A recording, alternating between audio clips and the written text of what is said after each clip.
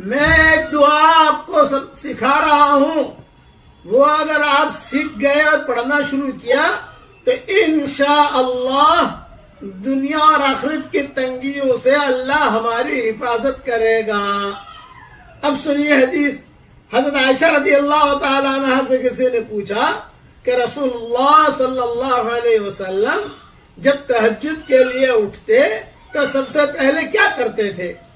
حضرت عائشہ رضی اللہ تعالی عنہ نے جواب دیا، اٹھتے ہی آپ 10 مرتبہ اللہ اکبر پڑھتے تھے، پھر 10 مرتبہ الحمدللہ پڑھتے تھے، پھر 10 مرتبہ سبحان اللہ و بحمدہ پڑھتے تھے، پھر 10 مرتبہ سبحان الملک القدوس پڑھتے تھے، پھر 10 مرتبہ استغفر اللہ پڑھتے تھے، پھر 10 مرتبہ لا الہ الا اللہ پڑھتے تھے، پھر 10 مرتبہ ایک دعا پڑھتے تھے، پڑھو میرے ساتھ، اللہم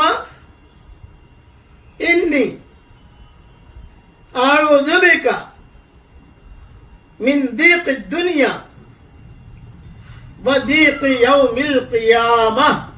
ترجمہ پڑھ لیجئے، اے میرے پیارے اللہ،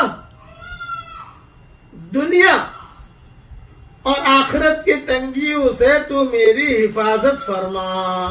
یہ مضمون ابو داؤد میں ہے، جو اس کی پابندی کرے گا انشاءاللہ دنیا اور آخرت کی تنگیوں سے اللہ اس کی حفاظت کرے گا۔ قرآن شریف میں ایک عظیم آیت ہے جو اللہ تعالیٰ نے اس امت کو ہدیہ دیا ہے۔ اس سے شیطان اور انسان اور جنات بھی بہت ڈرتے ہیں، خراب انسان بھی بہت ڈرتے ہیں اس سے۔ اس آیت کا نام ہے آیت الکرسی۔ اس میں اللہ تعالیٰ کے 5 بڑے بڑے نام ہیں جسے اس میں اعظم کہا جاتا ہے۔ نمبر 1 یا اللہ، نمبر 2 یا حیو، نمبر 3 یا قیوم، نمبر 4 یا علیو، نمبر 5 یا عظیم۔ بس یہ 5 نام یاد کر لیجئے اور آیت الکرسی بھی پڑھ لو۔ یہ 5 نام بھی الگ سے یاد کر لو۔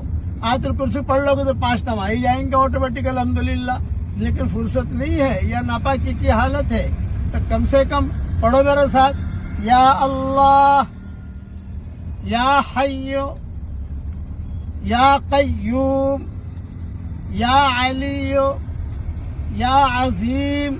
اتنا کہہ کر بھی دعا مانگو گے تو اللہ تعالیٰ دعا قبول کرے گا۔